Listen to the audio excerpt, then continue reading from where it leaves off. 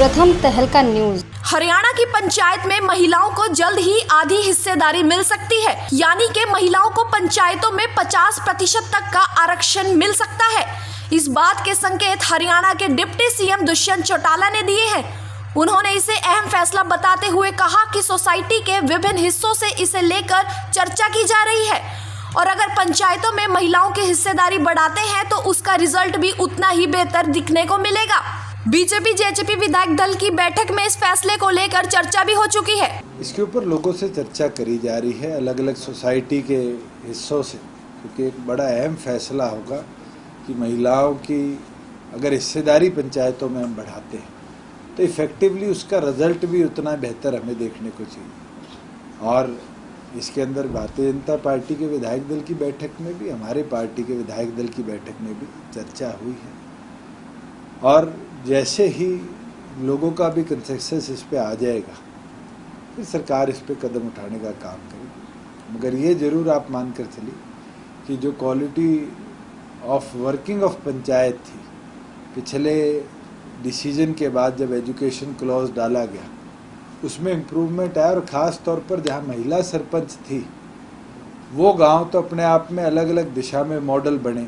जैसे नया गांव के अंदर गोबर गैस का प्लांट लगा, सिरसी पहला लाल डोरा मुक्त गांव हुआ।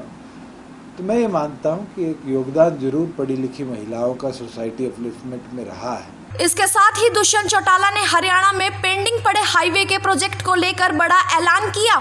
उन्होंने कहा कि जल्द ही पेंडिंग पड़े प्रोजेक्ट को पूरा कर लिया जाएगा। बता दें कि वर्तमान समय में रोहतक से जींद हाईवे का काम पेंडिंग है। पंजाब बॉर्डर तक का पेंच भी फंसा हुआ है।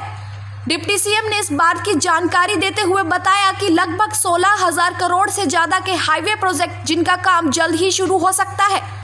जो हमारे पेंडिंग प्रोजेक्ट्स हैं, खास तौर पर जैसे दिल्ली पानीपत का पिछले हफ्ते नया कंसेशनर लगाकर उस पर काम शुरू किया है, उसी तरीके से कल जो हमारा रोहतक से लेके जींद तक का पैच पेंडिंग है या जींद से आगे further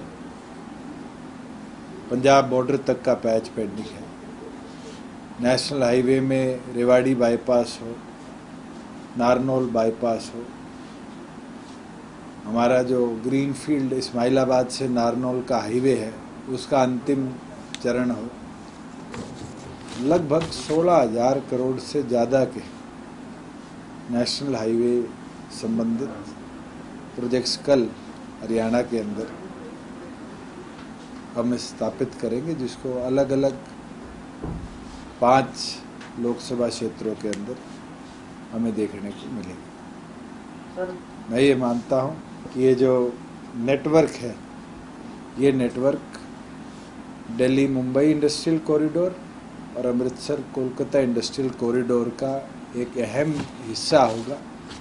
deputy CM Dushyant Chautala ने जहां हरियाणा के विकास कामों को गिनवाया तो वहीं उन्होंने राजस्थान सरकार पर भी तंज कसा। उन्होंने कांग्रेस सरकार में चल रही खटपट को लेकर निशाना साधा।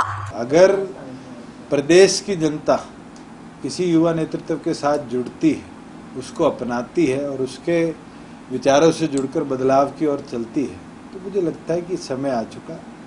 इसके ऊपर बड़ी पार्टियों को भी सोचना चाहिए। हरियाणा के अंदर तो रीजनल तौर पे तो कदम हमने उठाया, पर नेशनल तौर पे जैसे कांग्रेस का हाल मच रहा है, मैं तो एक चीज़ कह सकता हूँ, कांग्रेस के नेता का ही कल बयान था, महाराष्ट्र के बड़े सीनियर नेता का, कि अगर इस तरह से लोग भागते रहे तो कांग्रेस में बचेगा क्या।